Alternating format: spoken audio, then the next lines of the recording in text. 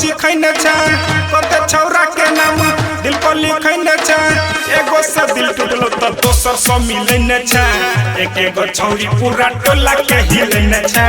छौरी के तू त पूरा टोला के हिलैने छ एक एगो छौरी पूरा टोला के हिलैने छ छौरी के तू त पूरा टोला के हिलैने छ अपन समान छौरी सबके चिखैने छ कते छौरा के नाम दिल पर लिखैने छ एगो से दिल टूटलो त दोसर से मिलैने छ एक एगो छौरी पूरा टोला के हिलैने छ छौरी के तू त पूरा टोला के हिलैने छ एक एगो छौरी पूरा टोला के हिलैने छ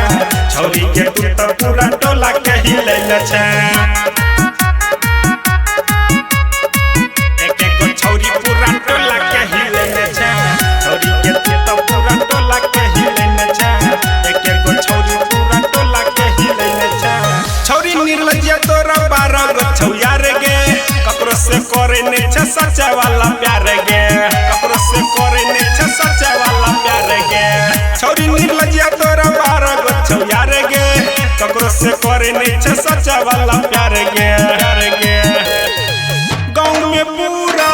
नाम चलैने छ मर गेली माई गे क्या बेर चिलैने छ दिल वाला चोली कुंवारे में सियने छ एक एगो छौरी पूरा टोला के हिलैने छ छौरी के तू त पूरा टोला के हिलैने छ एक एगो छौरी पूरा टोला के हिलैने छ छौरी के तू त पूरा टोला के हिलैने छ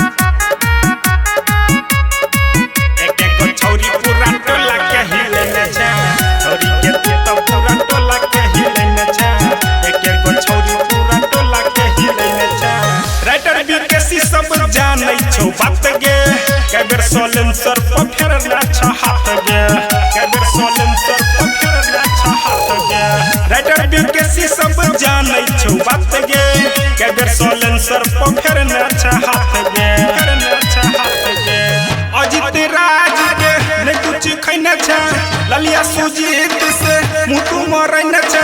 कते के गोली अपना घुची में पिलैने छ एक एगो छौरी पूरा टोला के हिलैने छ छौरी के तू त पूरा टोला के हिलैने छ एक एगो छौरी पूरा टोला के हिलैने छ छौरी के तू त पूरा टोला के हिलैने छ छौरी के तू त पूरा टोला के हिलैने छ।